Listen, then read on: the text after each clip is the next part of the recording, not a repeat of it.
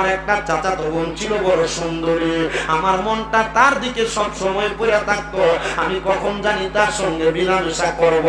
ও পোলাপান, তোমার চোখের সৌন্দর্যের কারণে তোমরা যারা জিনা ব্যভিচার করো, বড় নারীর দিকে তাকাও, অন্য মেয়েদের দিকে তাকায় তাকায় সময় নষ্ট করো, মনে রাখবা জিনা করার কারণে তোমার এই লজ্জাস্থানের মধ্যে আমার আল্লাহ তাআলা গরম লোহার রড লাগায় দিবে, তোমার লজ্জাস্থানের মধ্যে পাথর ঝুলন্ত অবস্থায় রাখবে, পচে পচে পড়বে। এই জন্য তোমরা জিনা ব্যভিচার কইরো না, অবৈধ সম্পর্কে লিপ্ত হয় না, আমার আল্লাহ তাআলা তোমারে কোনোদিন মাফ করবে না। এ মুসলমান, বনি ইসরাইলের ওই ব্যক্তি ডাক দিয়া কয়, জগতের মানুষ রে, আমার চাচাতো বোনটার প্রতি আমার বড় আকর্ষণ ছিল, আমার মনটা চাইছে আমি যদি আমার চাচাতো বোনটার একটা রাত্রের জন্য পাইতাম, আমি তার সঙ্গে আদর সোহাগে সময় কাটাইতাম। ও আল্লাহ, আমার একটু সুযোগ করে দেন না। আর আমি ডাক দিয়া বললাম, আল্লাহ রে, এমন টাইমে দেখলাম আমার ঘরের সামনে আমার চাচাতো বোন এসে দাঁড়ায় রইছে, আমারে ডাক দিয়ে কয়, ভাই আমার 100 দিরহাম ধার লাগবে, হাওলাত লাগবে, দেন না গো, আমারে আপনি 100 দিরহাম দেন। আমি আমার চাচাতো বোনকে প্রস্তাব করলাম, এ চাচাতো বোন, আমি তোমারে 100 দিরহাম দিতে রাজি। বলে কোন শর্তে? বলে যদি তোমার দেহটাকে আমাকে ভোগ করতে দাও।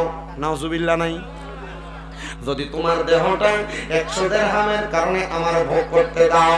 চাচাতো বোন ডাক দিয়ে কই, ভাইজান আপনি যদি চান ভোগ করতে পারবেন, তবে আপনি এখন আমার 100 দিরহাম দিয়ে আমার বিপদটা সারিয়ে দেন। এবার চাচাতো বোনের কথাটা শুই না, ভাইজান 100 দিরহাম দিয়ে দিলা।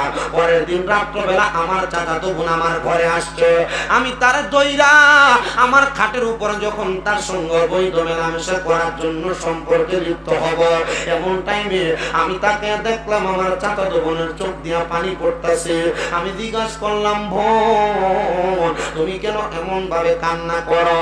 আমার বোনটা আমার ডাক দিয়া কয়, ভাই আমি কান্না করার অন্য কোনো কারণ না, বাইরে তোমার কাছে আল্লাহর দোহাই দিয়ে বলি, তুমি আমার ইজ্জতটারে নষ্ট করো না, আমার আল্লাহ তাআলারে ভয় করো। বনি ইসরাইলের 3 ব্যক্তি কি করলেন? পাহাড়ের গুহার মধ্যে ঢুইকা তারা এবার মানুষের ক্ষতি করার জন্য প্ল্যান করতে লাগলেন, বুদ্ধি করতে লাগলেন। আর আমার আল্লাহ কয়, আমি আল্লাহ তাআলার কুদরতের খেলা কেউ বোঝে না। আল্লাহ কয়, এ 3 বান্দা, তোমরা যেহেতু মানুষের ক্ষতি করার জন্য চেষ্টা করলা, আল্লাহ তাআলা কুদরতি ভাবে ওই পাহাড়ের গুহার মুখের ভিতরে 3টা পাথর আইনা ফালাইয়া দিছে। আর এই 3 জন খারাপ মানুষ চিন্তা করে, যেহেতু পাথর আইনা ফালাইয়া দিছে, আমরা মনে হয় এখান থেকে বের হতে পারবো না। 1 দিন 2 দিন করে অনেক দিন পর্যন্ত গুহার মধ্যে আটকে আছে, কিন্তু গুহা থেকে বের হতে পারতেছে না। এবার ওই 3 ব্যক্তি ডাক দিয়ে বলে, আল্লাহ যদি আমাদেরকে না বাঁচায়, এই গুহা থেকে আমাদেরকে আর কেউ বাঁচাইতে পারবে না। আসলে যে কোনো মানুষ, চলো আমরা আল্লাহ তাআলার কাছে আমাদের কোনো ভালো কাজের উসিলা দিয়ে দোয়া করি। এবার একজন ডাক দিয়ে বলে, আমার কোনো ভালো কাজ নাই, আমার একটা ভালো কাজ আছে। বলে কোন ভালো কাজ আছে বলো না। বলে আমার বাড়িতে একজন ব্যক্তি সারাদিন 1 মাস পর্যন্ত চাকরি করেছে, তার বেতন ছিল 2 কুচি করে চাউল, আর এক বেলা তারে আমি খাওয়াইতাম। সে এক বেলা খানা খাইয়া সে 2 কুচি চাউলগুলো আমার কাছে আমানত রাখছে, জমা রাখছে, আর আমার বলছে, ও আমার মালিক, আপনি আমার এই চালগুলো আপনার কাছে আমানত রাখবেন, আমি নিয়ে যাব। 1 মাস কাজ শেষ হওয়ার পর আমার ওই কাজের লোকটা বাড়ি থেকে বিদায় হয়ে গেছে। এবার আমাকে 1 মাস 2 মাস 3 মাস পর্যন্ত চালগুলো আমার কাছে। দেখবেন চাল 2-3 মাস থাকলে চালের মধ্যে পোকা ধরে, কেরি পোকা। এবার বাদশা ডাক দিয়া কই, ও আমার এলাকার মানুষ, আমি যখন দেখলাম চালগুলোর মধ্যে পোকা ধরে গেছে, আমি আবার চালগুলো বাজারে বিক্রি করে অনেকগুলো ছাগল কিনলাম। ছাগল কিনা লালন পালন করতে করতে গরু কিনলাম। আমি গরুগুলা লালন পালন করার জন্য খামার বানায়া আমি সুন্দর করে আমার গরুগুলা লালন পালন করলাম।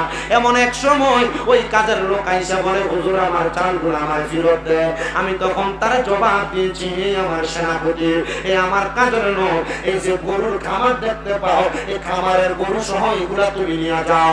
এ বাদশাহ, এ আমার মালিক, আমি তো আপনাকে এতগুলা গরু আর খামার দেই নাই। বলে তোমার চালগুলো যখন নষ্ট হইতে লাগছিল, আমানত নষ্ট নষ্ট হয়ে গেলে আল্লাহর কাছে জবাব দেওয়া লাগবে।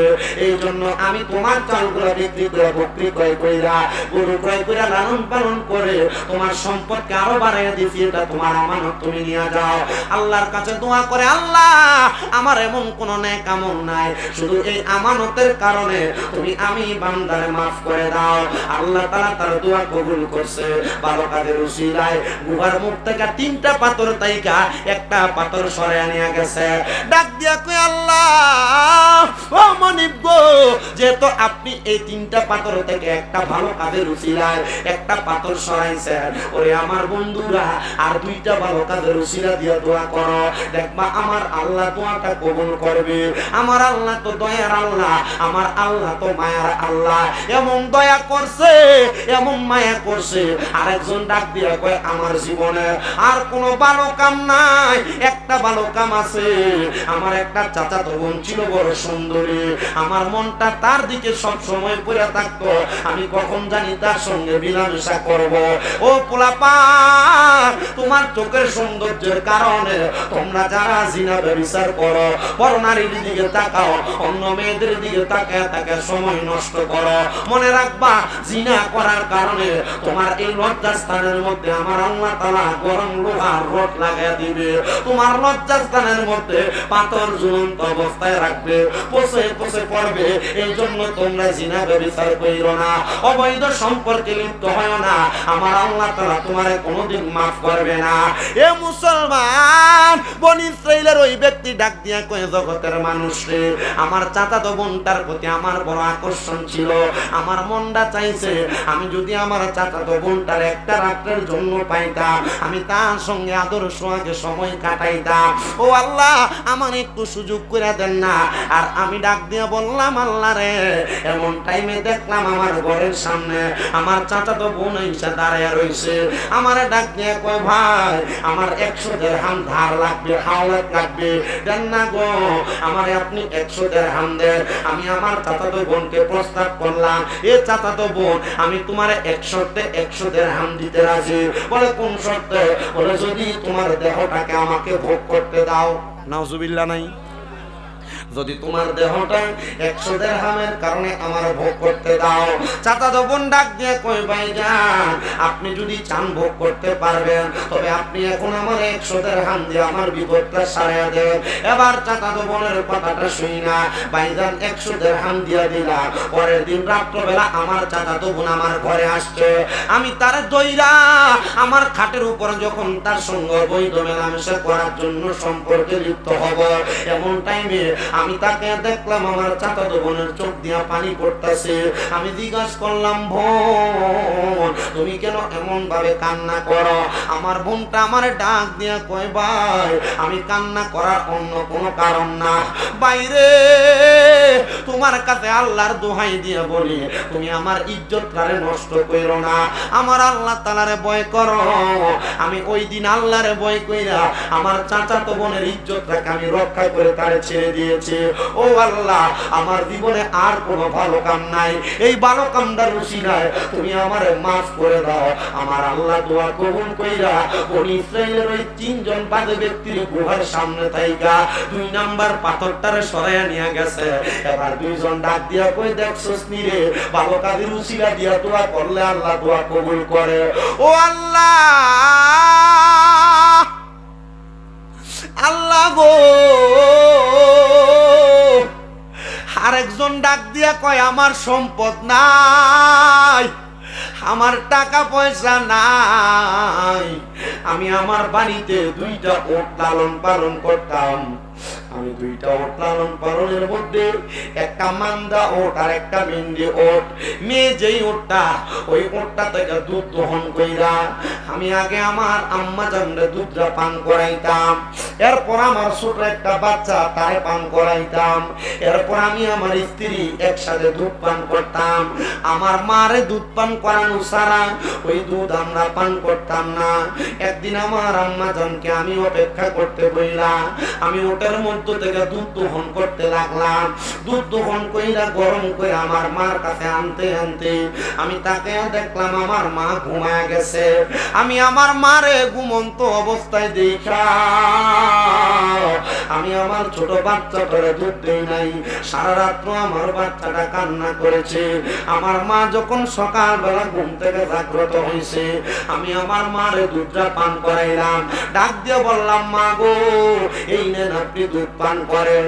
আমার মা দুধ পান করার পরে আমি আমার ছোট বাচ্চাটারে পান করাইছি, আমার স্ত্রীরে পান করাইছি, তারপর আমি দুধটা পান করছি।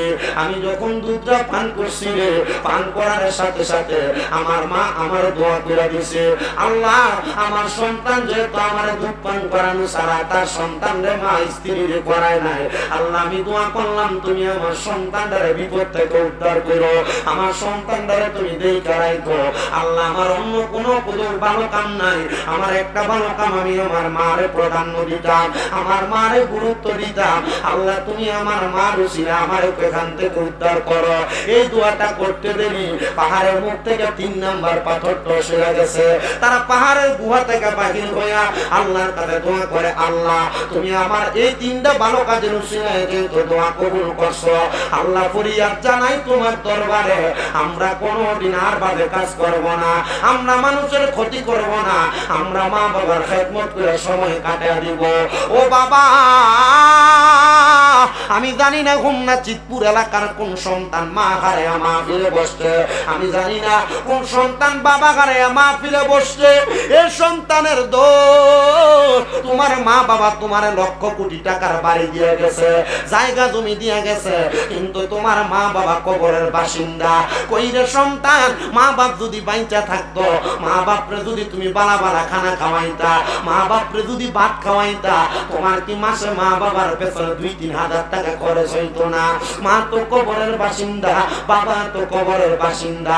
বাবা দামি কোনো জামা কাপড় পরে নাই, তুমি সন্তানরে পরাইছে। ওই মা বাবা যাদের কবরের বাসিন্দা, আল্লাহ গো এই জান্নাতের বাগানে মা হারা সন্তানগুলা, বাবা হারা সন্তানগুলা বসে গেছে। আজকের মাহফিলটা চিতপুরে দারুস সুন্নাহ ইয়াহিয়া হাফিজিয়া মাদ্রাসার মাহফিল। কোরআনে হাফেজরা মাদ্রাসায় কোরআন পড়ে পড়ে তোমরা মার জন্য দোয়া করবে, তোমরার বাবার জন্য দোয়া করবে। ও সন্তান, তোমার মা বাবা তোমার লাখ লাখ টাকার ক্ষেতের জায়গা, বাড়ির জায়গা দিয়ে গেছে। আসুনিরে একটা সন্তান এই চিতপুর দারুস সুন্নাহ ইয়াহিয়া হাফিজিয়া মাদ্রাসার জন্য 50,000 টাকা আল্লাহর রাস্তায় দান করে দিয়া যাইবা। পারলে নগদ দিবা, না পারলে তুমি 2 মাস পরে, 5 মাস পরে, 1 বছর পরে দিবা। একটা সন্তান যদি থাকো 50,000 টাকা দেওয়ার মতো, দাও না একটা সন্তান হাতটা বাড়াইয়া। মাহফিলের যিনি প্রধান বক্তা আল্লামা পীর মুফতি গিয়াসউদ্দিন তাহেরি হুজুর চলে আসছে, অল্প কিছুক্ষণের মধ্যে হুজুর স্টেজে চলে আসবে। একটা সন্তান হাতটা বাড়ায় কোন হুজুর, আমার মা নাই আমি দোয়া চাই, আমার বাবা নাই আমি দোয়া চাই, আমি দান করব 50,000 টাকা। আসেননি একজন হাতটা বাড়াইবেন, মনে রাখবারে এ চিতপুরের বাবা আর সাকিও হাবিব